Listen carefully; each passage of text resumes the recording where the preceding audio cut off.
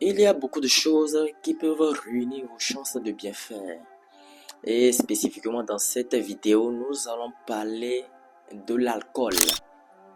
Je ne parle pas de ces fois où vous goûtez à l'alcool une fois par an ou bien 2 fois par an. Je ne parle pas de ces fois où vous goûtez aux petites bouteilles de whisky tous les 1 fois sur 5 ans.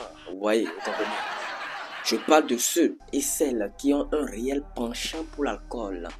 Sans l'alcool, vous ne pouvez pas vivre. Sans vous rendre ivre, vous ne pouvez pas être à l'aise. Sans boire l'alcool, sans boire voilà, les choses qui vont vous faire évader dans un monde d'illusions, vous ne vous sentez pas à l'aise. Je parle de ceux et celles qui ont un véritable penchant pour l'alcool. Juste avant de rentrer dans le vif du sujet, assurez-vous de faire le tour dans la description de mes vidéos. Likez la vidéo, c'est vraiment très important. Faites partie de notre mouvement de grandeur. Abonnez-vous à cette chaîne. Vous savez, je ne fais pas que des vidéos de trading, je fais aussi des vidéos de dev perso, comme je suis en train de le faire sur ma chaîne YouTube. Vous trouverez plein d'informations pouvant vous donner une valeur ajoutée. Et chaque vidéo est rangée dans sa playlist correspondante. Aujourd'hui, spécifiquement dans cette vidéo, nous allons parler de l'alcool. Nous allons parler de ceux qui ont un penchant réel pour l'alcool. Vous savez, vous devez comprendre que dans la vie, il y a beaucoup de choses mauvaises. Et parmi ces choses mauvaises, il y a beaucoup de choses qui peuvent ruiner vos chances de réussir, qui peuvent ruiner vos chances de bien faire. Et parmi ces choses-là, nous pouvons notamment noter beaucoup de choses. Nous pouvons notamment noter beaucoup de choses. Mais l'objet de cette vidéo, c'est l'alcool. Vous avez un réel penchant pour l'alcool. Sans l'alcool, vous n'êtes pas libre. Sans l'alcool, vous ne vous sentez pas à l'aise. Sans l'alcool, c'est comme si votre humeur disparaît. Il faut que vous vous fassiez aider. Et je ne le répéterai jamais assez. Vous devez comprendre que l'alcool diminue votre motivation d'agir. L'alcool diminue votre motivation de travailler. Vous-même, vous en êtes la preuve vivante. Quand vous prenez de l'alcool, qu'est-ce qui se passe? Vous êtes toujours et tout le temps dans les pommes, n'est-ce pas? Vous êtes toujours et tout le temps dans les pommes, tout le temps fatigué. Vous êtes toujours en manque de dopamine nécessaire pour la concrétisation de vos projets. Vous êtes toujours en manque d'énergie nécessaire pour travailler et vous par-dessus le machine, vous êtes en manque de quoi? De confiance en vous, parce que vous prenez tous les 4 matins une petite bouteille d'alcool, vous prenez tous les 4 soirs une gorgée d'alcool pour remonter votre humeur, pour remonter votre morale. Vous avez un réel penchant pour l'alcool. Vous devez abandonner cette addiction. Et dans la plupart des cas, c'est un esprit qui est derrière, mais les gens n'aiment pas écouter cette partie-là. Dans la plupart des cas, c'est un esprit qui est derrière, mais les gens n'aiment pas écouter cette partie-là. Ce qui est une addiction pour vous. Et vous savez que c'est une mauvaise chose. Une mauvaise chose qui est une addiction pour vous. Dans la plupart des cas, il y a toujours un esprit derrière. Je ne vais pas minimiser mes mots. Il y a toujours un mauvais esprit derrière, il y a toujours un démon derrière. Il faut que vous vous fassiez aider. Il faut qu'on prie pour vous. Il faut que vous vous confiez voilà, à quelqu'un. Quelqu'un qui puisse voilà, vous aider dans la prière. Quelqu'un qui puisse vous aider, vous donner des conseils pour que vous abandonniez l'alcool.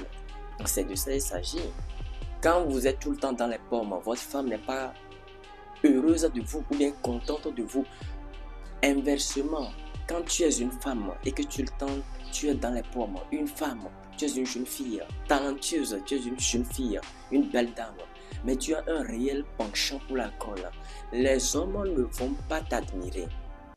Les hommes ne t'admireront pas. Bon, ils peuvent t'admirer un peu pour ta beauté parce que tu es belle, tu es mignonne, tu as la forme, tout ça, tu es sexy, tout ça. Mais s'ils savent que voilà, tu as un réel penchant pour l'alcool, la majeure partie des hommes n'aiment pas les femmes qui ont un réel penchant pour l'alcool. La majeure partie des hommes n'aiment pas les femmes qui ont un réel penchant pour l'alcool. Les hommes vont te laisser. Et voilà, tu te retrouves dans ces cas-là où tu te demandes pourquoi est-ce que chaque homme me laisse ou bien pourquoi chaque homme voilà, s'intéresse à moi au début. Et à la suite de la fréquentation, voilà, l'homme après avoir découvert tes failles, tes faiblesses et notamment des failles vraiment qu'on ne saurait dire. Par exemple, un penchant véritable pour l'alcool, l'homme finalement décide de te laisser. Oui, c'est ça. Les hommes n'aiment pas ça. Inversement, de l'autre côté, vous êtes jeune homme. vous êtes un jeune homme ou bien vous êtes un père de famille, peu importe, vous avez un réel penchant pour l'alcool. À chaque fois qu'on veut vous parler, ou bien à chaque fois que vous avez une discussion avec une tierce personne, ou bien disons à chaque fois que vous avez une discussion avec votre femme, votre gorge, votre bouche est bourrée d'alcool. Ça sent l'alcool partout. Votre femme n'est pas contente de vous. Ça, c'est le bon français. Votre femme n'est pas heureuse de vous, si vous préférez. Votre femme n'est pas fière de vous. Voilà, vous devez abandonner cette addiction. Vos enfants ne sont pas contents de vous. C'est la vraie vérité. C'est la vraie vérité. L'alcool, dans la plupart des cas, vous affaiblit. Et l'alcool, dans la plupart des cas, si les personnes autour de vous, si les gens dans votre quartier, si les personnes, voilà, qui portent, disons, du moins un regard sur vous, et savent que vous avez un réel penchant pour l'alcool, et savent que, voilà, vous prenez toutes ces petites bouteilles à chaque... Vous avez une habitude régulière de prendre ces bouteilles qui vont vous enivrer et pour se retrouver tout le temps dans les pommes. Si les gens savent ça, dites-vous que ça va diminuer grandement vos opportunités de réussite. Parce que voyez-vous, par exemple, prenons un exemple tout simple. On veut vous engager peut-être dans une société ou bien vous êtes peut-être compétent dans un domaine donné et qu'on veut faire appel à vous selon votre expertise, selon vos compétences. Et pas, voilà, on décide de mener une petite enquête sur vous pour voir si vous êtes une personne honnête, pour voir si vous êtes une personne fiable. Et on tombe sur une personne, on tombe sur quelqu'un qui révèle, du moins pas tout sur vous, mais qui révèle ce qu'il voit de vous, de ses propres yeux. Lorsque vous sillonnez dans le quartier, bien, ce que vous avez l'habitude de faire qui est néfaste. Et on découvre quoi? Que monsieur a un réel penchant pour l'alcool. Cette fameuse personne dit, bon, disons, voilà, on fait une petite enquête sur vous dans le quartier. Une petite enquête sur vous dans le quartier pour voir si, voilà, vous êtes quelqu'un d'apte pour ce poste. Et l'enquête révèle quoi? L'enquête révèle que vous avez un réel penchant pour l'alcool. Qu'est-ce qui va se passer? Qu'est-ce qui se passera? L'employeur ne va plus vous recruter. L'employeur ne va plus vous recruter. Si c'est une opportunité d'affaires, une opportunité de business, c'est déjà fini. L'opportunité tombe à l'eau. L'opportunité tombe dans les oubliettes. C'est ça. L'opportunité tombe, voilà, dans un passé qui ne reviendra plus jamais. Parce que vous avez un réel penchant pour l'alcool. Déjà, l'employeur s'imagine que voilà, vous êtes tout le temps bourré, votre gueule est toujours bourrée, que vous êtes tout le temps couché dans votre canapé, vous êtes tout le temps somnolent, vous êtes tout le temps, voilà, en manque d'énergie, vous êtes tout le temps en manque de force. Ça ne donne pas une image de vous. Par-dessus le marché et de surcroît, l'employeur s'imagine dans son cerveau que vous êtes peut-être une fois bourré la gueule et qu'on vous a retrouvé à la devanture de votre portail et qu'on vous a retrouvé quelque part dans la rue, couché à terre. On vous a réveillé, une personne tierce peut-être dans la rue en passant, un passager ou bien un passant dans la rue vous a réveillé et vous a motivé peut-être à aller dormir à la maison, bien à vous lever et partir à la maison. L'employeur s'imagine tous ces scénarios dans la tête. Et donc, qu'est-ce qui se passe? Vous avez loupé l'opportunité. Qu'est-ce qui se passe? L'opportunité part à cause de quoi? De l'alcool. À cause du fait que vous avez un réel penchant pour l'alcool. Voilà. L'alcool fait fuir les opportunités. Ça peut être aussi dans le cadre professionnel. Vous êtes un jeune talentueux ou bien, voilà, ça peut être une femme également, vous êtes une jeune talentueuse, voilà, peu importe. Vous êtes réputé pour votre compétence, mais chaque fois que, voilà, vous devez vous rendre à la maison, vous vous bourrez la gueule. Ou bien en venant le matin au service, vous vous bourrez la gueule, juste un peu seulement. C'est ce que vous avez l'habitude de dire, ça ne va rien faire. C'est le langage, le mot d'ordre. Ça ne va rien faire, juste un peu seulement ne détruira pas. Oubliant que c'est l'accumulation de tous ces impôts-là qui donne un tout beaucoup plus important. C'est seulement ça. C'est seulement un peu. On prend chaque jour un peu. Jusqu'à ce que une année, vous avez un problème. Jusqu'à ce que sur 2 ans, 3 ans, vous avez maintenant une maladie. Vous vous bourrez la gueule et vous venez au service pensant que l'odeur de l'alcool ne se ferait pas sentir de votre bouche. Vous parlez à tout le monde, vous parlez au personnel, vous parlez même à votre PDG. tout en pensant dans votre tête, puisque quand vous prenez l'alcool et que vous vous immersez dans ce monde d'illusion, dans ce monde illusoire, vous n'êtes plus maître de vous-même. Vous pensez que voilà, la vie suit son cours normal. Vous décidez de saluer le personnel, vous décidez de saluer par-dessus le marché votre PDG et on sent directement que vous avez pris un petit pot avant de venir ce matin. Ça ne donne pas une bonne image de vous. L'employeur, disons le PDG de votre entreprise, note ça. Il va noter ça quelque part, mais il ne va pas vous dire. Peut-être en espérant que votre comportement change, peut-être en espérant que vous changez d'habitude.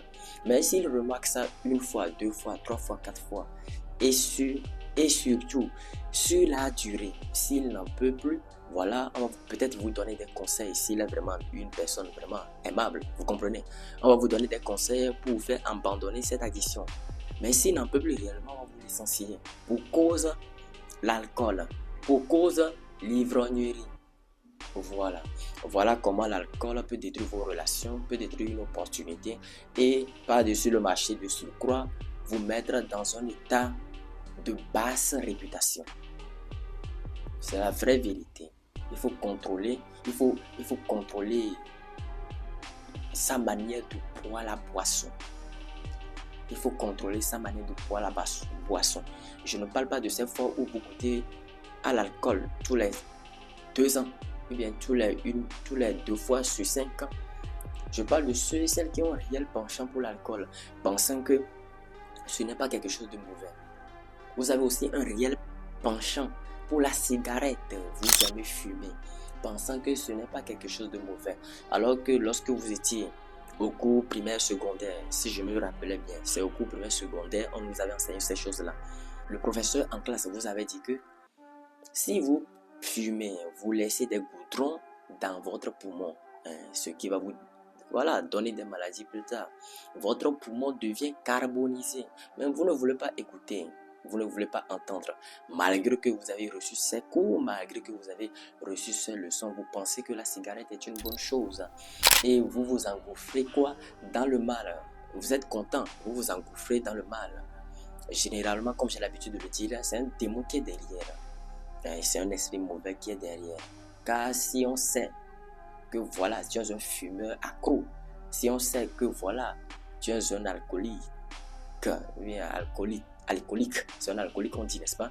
On sait que si tu es un alcoolique accro, les gens ne vont pas faire affaire avec toi malgré tes compétences. Les gens ne vont pas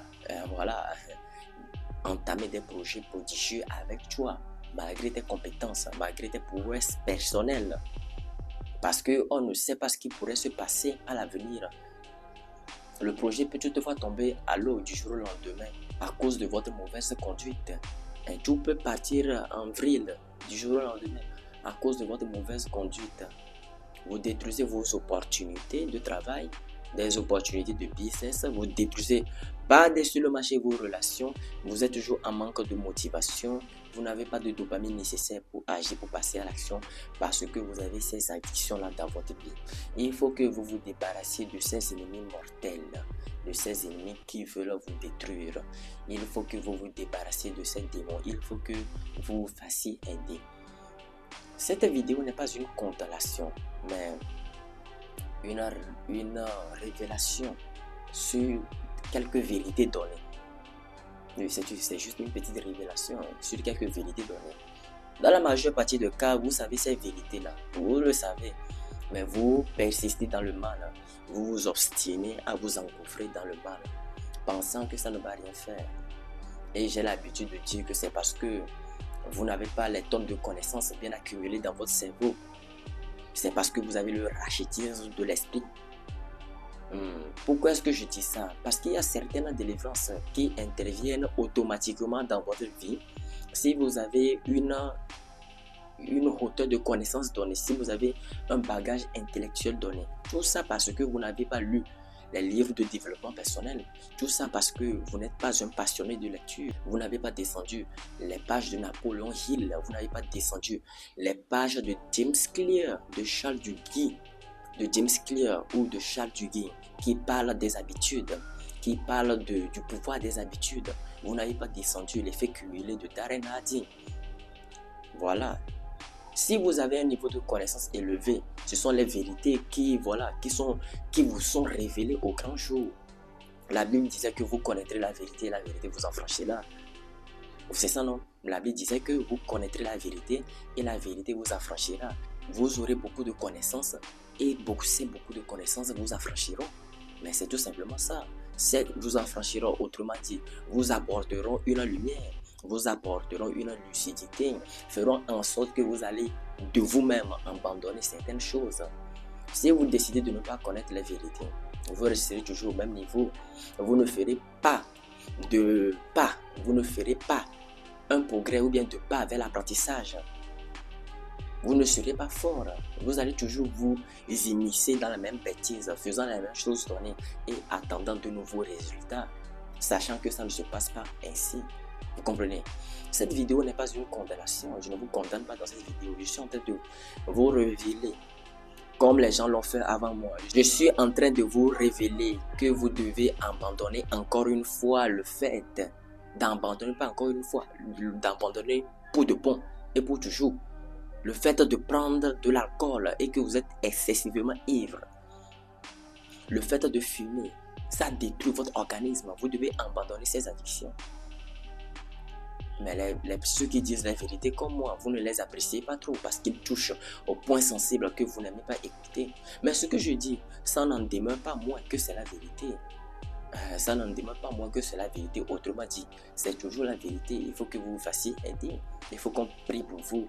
Et il faut que vous vous rapprochiez de la sagesse. Il faut que vous vous rapprochiez de l'intelligence. Il faut que vous emmagasinez beaucoup de connaissances dans votre tête. Il faut que par vous-même, vous soyez un autre. Il faut que de vous-même, vous devenez un autodidacte. Une personne assoiffée de la connaissance.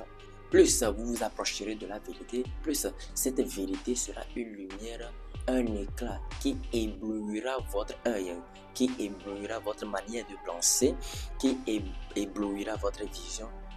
Et par-dessus le marché, c'est-à-dire et encore, plus cette vérité vous libérera. La vérité, ça libère. La vérité, ça libère. Même si sur le coup, ça fait mal. Même si sur le coup ça fait mal, mais que l'on décide quand même d'accepter cette vérité et que l'on décide quand même de faire le premier pas pour le changement de vie, de faire le premier pas pour la liberté, pour avoir une certaine liberté, pour changer sa vie, pour le mieux bien sûr. La vérité, ça libère. Si l'on décide de faire quand même le premier pas pour changer sa vie, cette vérité nous fait du bien. Tu comptes faire. Tu comptes faire cette vérité nous fait du bien. Tu comptes faire cette vérité, nous affranchir. Tu comptes faire cette vérité nous libère. C'est de ça qu'il s'agit. Allez-vous toujours continuer dans vos mauvaises habitudes de prendre de l'alcool, de fumer, de détruire votre organisme et d'avoir une courte durée de vie sur terre alors que Dieu vous a donné 100 ans de vie sur terre? Ou allez-vous préférer néanmoins prendre vos responsabilités, reconnaître que je suis dans le mal et décider de changer et ensuite changer pour de bon? Changer sa vie maintenant pour une vie meilleure. Le choix est dans votre main. Qu'est-ce que vous allez faire? Quelle décision allez-vous prendre? Vous êtes le maître de votre propre destin terrestre, comme le disait Napoléon Hill. C'est à vous de faire le bon choix ou le mauvais choix. Qu'allez-vous faire? Question. Et je mettrai à la fin point d'interrogation. C'est de ça qu'il s'agit. Alors, je vais m'arrêter là ici pour cette vidéo. J'espère que vous avez aimé et apprécié la vidéo, partagez la vidéo. Voilà, nous allons nous retrouver une prochaine fois dans une nouvelle vidéo. D'ici là, portez-vous bien.